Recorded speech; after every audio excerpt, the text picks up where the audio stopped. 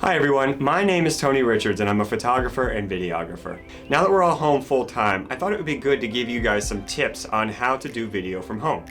This will cover equipment and setup and room and lighting and audio and all of these little things that can kind of help make your video go from okay to really looking top notch.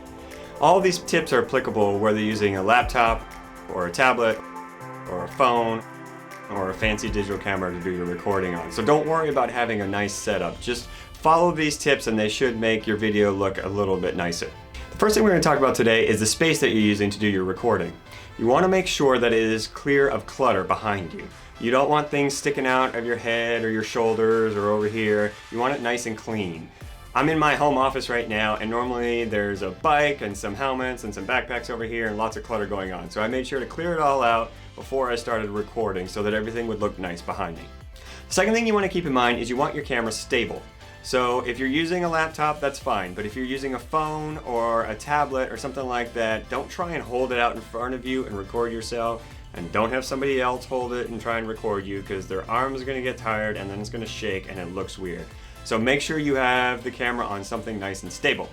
Now let's talk about clothing. Obviously, you want to wear a shirt that's appropriate for your meeting or your interview. And what else you wear is up to you. But, if you are wearing something that you don't want everyone else to see below the waist, that you set up your framing so that no one sees it. For the composition, try and make sure that the camera isn't too low, shooting up at your nose. That's just not a good angle for anybody. The other thing you want to keep in mind is to fill the screen with you. You don't need a lot of space between the top of your head and the top of the screen. Otherwise, you just end up with a lot of ceiling back there and it looks distracting and there's no reason for it to be there. You don't want to be here or here. Definitely don't want to be here. Pretty sure you don't want to be like this either. As far as the bottom, I have it going down to my waist right now so that you can see my hands as I'm talking. If you don't want to do that, you can cut it off around your armpits for a tighter shot. Next, I want to talk about interruptions. Now that we're home full time, our personal life and our work life are all mixed together. What does that mean? It means you get spouses and kids and pets running around the background of your videos, and that's fine. It's funny, we all laugh at it, and it's good. However, there are going to be some times where you have an important meeting or an interview and you really don't want to be interrupted. So during those points, give your housemates a heads up. Hey, I need a little peace and quiet for like the next hour. I'm kind of busy, just leave me alone, okay? There is nothing, and I mean nothing, more frustrating than getting interrupted in the middle of an important conversation. Hey, what are you doing? Hey, are you busy? Yeah, kind of in the middle of something right now. Cool. Do we have yeast? Yeast. Yeah, I want to make bread. Everybody's doing it. Can we maybe talk about this later? Fine. No sourdough for you. Next, let's talk about lighting. Lighting is a huge factor in determining whether your video looks or wow. So the very ideal setup is to have a nice big window right behind the camera hitting your face.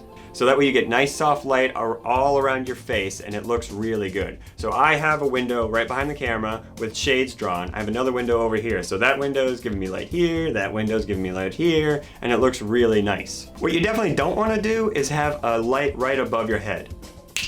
When you do that, you end up with this like hot spot right around here, especially if there's no light coming from the front, then you get this weird halo going on and it just doesn't look good. So try and avoid having a light right above your head.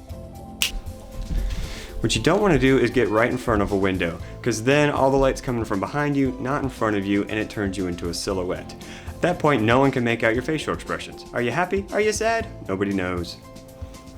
Now somebody's going to point out that I have windows behind me, and that is true. However, the light behind me is not stronger than the light in front of me, and because of that, the camera's still able to get good exposure on my face, and I don't turn into a silhouette. The other thing you want to keep in mind is you don't want to sit near a window that has direct sunlight, because when that direct sunlight hits your face, it's just going to totally blow you out. You're going to turn into basically a ghost, and it will not look good, so don't do that. Finally, if you don't have access to window light, that's fine.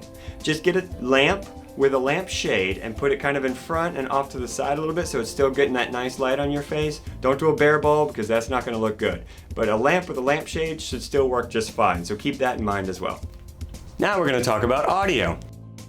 So audio is pretty straightforward. If you're using a laptop or a tablet or a phone, then it's got the built-in microphone and you should be just fine. Just make sure that you sit close enough to that microphone so it's picking up your voice nice and clean. If you sit far away, it ends up picking up all the audio from the room and it causes this echo that just does not sound good. So keep that in mind. Can you hear me now? And if you have headphones with a microphone, that works too. The other thing you want to think about is body language. Body language is just as important, if not more important, when you're doing remote work. It's harder for people to pick up on those subtle body cues when they're not in the same room as you.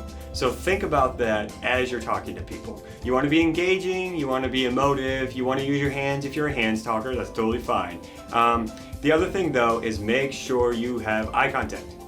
It's really easy when you're working remotely and you've got the camera set up, but then you got another screen over here with information on it that you look at the information, you keep looking at the information as you're talking, you keep looking at the information as you're talking, and then the viewers start to wonder, are they still talking to me? Are they talking to somebody else? Is there somebody else in the room with them? So make sure you keep eye contact with the people as you're talking to them.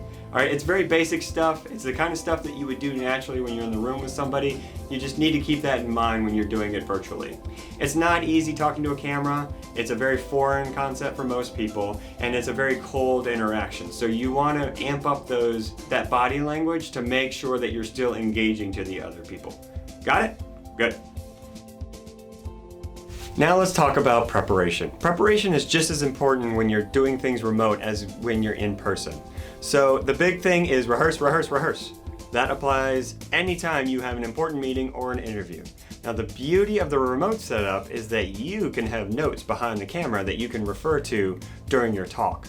I suggest using like bullet points, not writing out a script, and that way you can kind of subtly glance up, remember what you need to say, and then keep going, all right? But if you're up there and you're reading and it gets very monotonous and it's hard to follow, then it just doesn't look good. So just have bullet points right behind the camera.